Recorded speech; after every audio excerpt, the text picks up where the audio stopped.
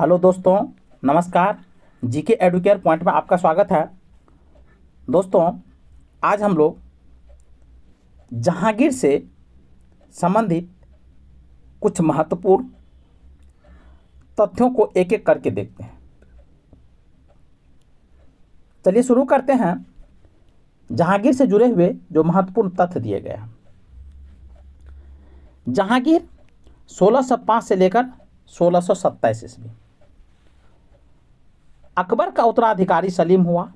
यानी सलीम जो था, जहांगीर का ही बचपन का नाम सलीम था, इसलिए कह रहा है कि अकबर का जो उत्तराधिकारी हुआ वह सलीम हुआ, जो 24 अक्टूबर 1605 ईस्वी को नसरुद्दीन महमूद जहांगीर बादशाही गाजी की उपाधि धारण कर गद्दी पर बैठा। यानी जब 1605 में अकबर की मृत्यु हो जाती है तो उसके बाद जहांगीर शासक बनता है और वह गाजी की उपाधि धारण करता है। जहांगीर का जन्म 30 अगस्त 1569 ईस्वी को हुआ था। जहांगीर का जो जन्म हुआ था वो 30 अगस्त 1569 को हुआ था। अकबर ने अपने पुत्र का नाम सलीम सूफी संत शेख सलीम चिश्ती के नाम पर रखा था। और इसका क्या कारण था? क्योंकि अकबर को तो पुत्र की प्राप्ति नहीं हो रही थी, पुत्र जन्म नहीं ले रहा था, तो जिसके कारण वो समय समय पर शेख सलीम चिश्ती के दरगाह पर वो जाया करते थे और शेख सलीम चिश्ती की दरगाह पर जाकर के वो चादर चढ़ाते थे और उनसे दुआ मांगते थे कि उन्हें पुत्र की प्राप्ति हो। और जब उन्हें पुत्र की प्राप्ति होती है तो इसलिए उस पुत्र का नाम शेख सलीम चिश्ती के नाम पर ही सलीम रखा था। इसलिए कहता है कि जहांगीर के बचपन का नाम क्या था? तो सलीम था। ये प्रश्न भी पूछे गए हैं जो यूपीएससी के एग्जाम में पूछे गए हैं। जहांगीर को न्याय की जंजीर के लिए याद किया था। जहांगीर ने न्याय का जंजीर लगाया था और इसके कारण भी उसे याद किया जाता है। यह जंजीर सोने की बनी थी। ये जो जंजीर लगाया था, न्याय की जंजीर, वह सोने का बना था, जो आगरा के किले के शाहबुर्ज एवं यमुना तट पर स्थित पत्थर के खंभे में लगवाई हुई थी। यानी आगरा के किले के शाहबुर्ज यमुना तट पर स्थित था पत्थर के खंभे, उसमें इसने लगाया था जहांगीर ने। जहांगीर के द्वारा शुरू की गई तुजुक ए जहांगीरी नामक आत्मकथा को पूरा करने का श्रेय मोतबिंद खां को है। यानी तुजुक ए जहांगीरी नामक जो आत्मकथा है, ग्रंथ है, उसको तो शुरू किया था जहांगीर ने, लेकिन वह किसी कारण उसको पूरा न कर पाए, तो बाद में उसको पूरा करने का श्रेय मोतबिंद खां को जाता है। जहांगीर के सबसे बड़े पुत्र खुसरो थे और खुसरो ने ही 1606 ईस्वी में अपने पिता के विरुद्ध विद्रोह किया था। तो जहांगीर के बड़े पुत्र का नाम खुसरो थे और खुसरो ने अपने पिता के विरुद्ध विद्रोह कर दिया था। खुसरो और जहांगीर की सेना के बीच युद्ध जालंधर के निकट, जालंधर जो वर्तमान में पंजाब राज्य का एक शहर है, तो वहीं जालंधर के निकट भेरावाल नामक मैदान में हुआ था और खुसरो को पकड़ करके कैद में डाल दिया गया था। इसमें जहांगीर की जीत होती है और जहांगीर ने आदेश दिया कि खुसरो को पकड़ करके कैद कर लो, उसे कैद में डाल दिया गया था। खुसरो की सहायता देने के कारण जहांगीर ने सिख के 5वें गुरु अर्जुन देव को फांसी दिलवा दी थी। यानी सिख धर्म के 10 गुरु हुए हैं टोटल। जो अंतिम गुरु नानक थे और 5वें गुरु जो थे वो अर्जुन देव थे। और जब जालंधर में जो पंजाब में है, वहां पर जब लड़ाई होती है जहांगीर की सेना प्लस खुसरो की सेना के बीच, तो उसमें जो है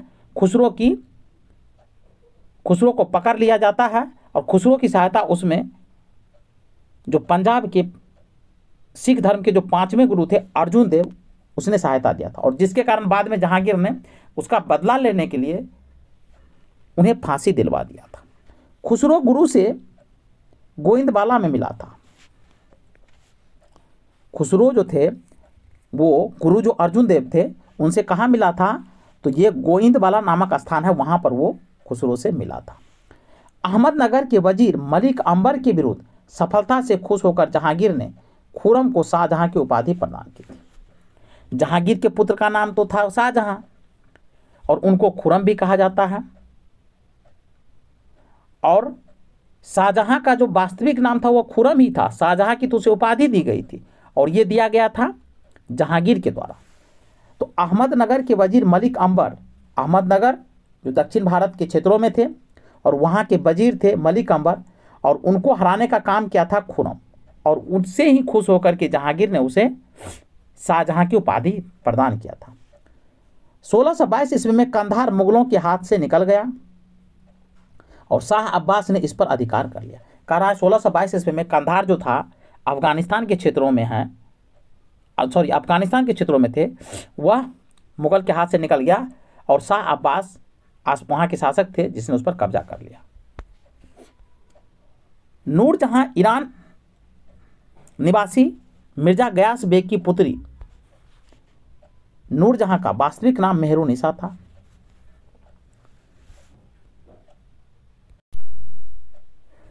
नूरजहां ईरान निवासी मिर्जा गयास बेग की पुत्री थी, यानी ईरान के निवासी थे मिर्जा गयास बेग और उनकी पुत्री का नाम नूरजहां था और जिसका वास्तविक नाम जो था वो मेहरुनिसा था। तो प्रश्न भी पूछा जाता है, इंटरव्यू में भी पूछे जाते हैं कि नूरजहां का वास्तविक नाम क्या था, तो मेहरुनिसा था। 1594 ईस्वी में नूरजहां का विवाह अली कुली बेग से संपन्न हुआ था। नूरजहां का जो विवाह हुआ था 1594 में, तो उसके पति का नाम था अली कुली बेग, उनसे हुआ था। जहांगीर ने एक शेर मारने के कारण अली कुली बेग को शेर अफगान की उपाधि प्रदान की थी।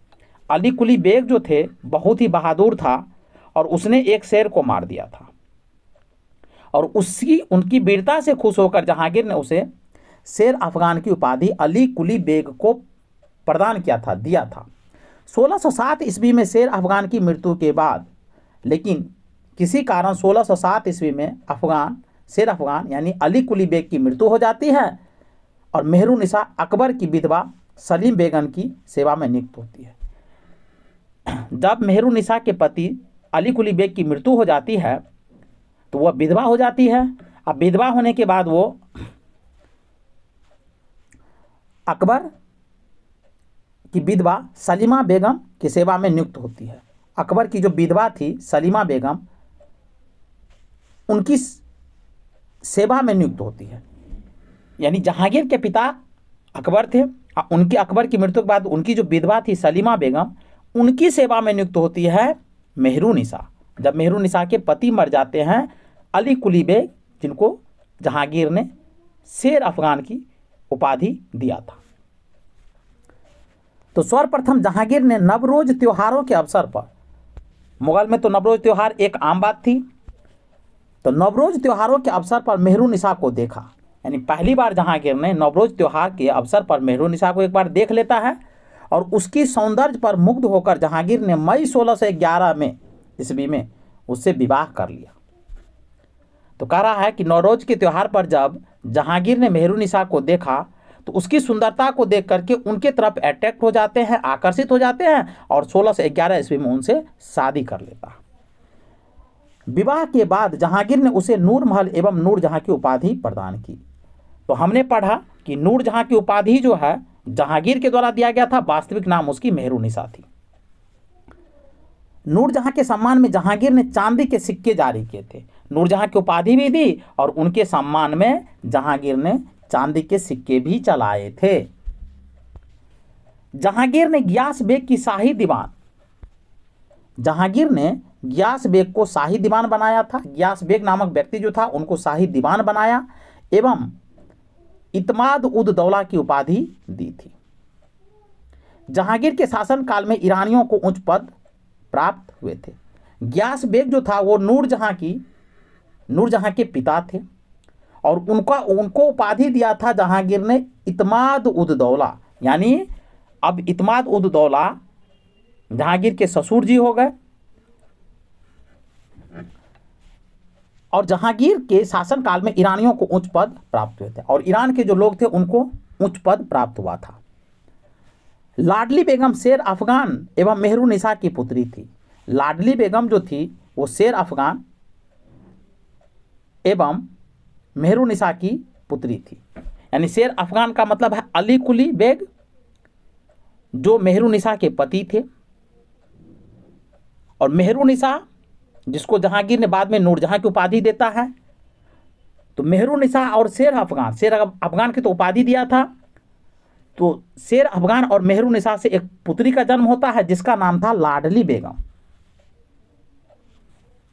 जिसकी शादी जहांगीर के पुत्र शहरयार के साथ हुई थी। अब बाद में लाडली बेगम की शादी जो है शहरयार के साथ हो गई थी। नूरजहां की मां असमत बेगम ने गुलाब से इत्र निकालने की विधि खोजी थी, और नूरजहां की जो मां थी गियास बेग की जो पत्नी थी जिसका नाम था असमत बेगम, उसने ही गुलाब से इत्र निकालने की जो विधि है उनका खोज की थी। महाबत खां ने झेलम नदी के तट पर 1626 ईस्वी में जहांगीर, नूरजहां एवं उनके भाई आसफ खां को बंदी बना लिया था। महाबत खां ने झेलम नदी जो वर्तमान में जम्मू कश्मीर राज्य में है और श्रीनगर झेलम नदी के तट पर ही स्थित है, तो वही कह रहा है कि महाबत खां ने झेलम नदी के तट पर 1626 ईस्वी में जहांगीर, नूरजहां एवं उसके भाई, नूरजहां के भाई का नाम था आसफ खां को बंदी बना लिया था। जहांगीर के 5 पुत्र थे, जिसमें पहला था खुसरो, दूसरा परवेज, तीसरा खुरम और चौथा शहरयार और 5वां था जहांदार। 28 अक्टूबर 1627 ईस्वी को भीमबार नामक स्थान पर जहांगीर की मृत्यु हो गई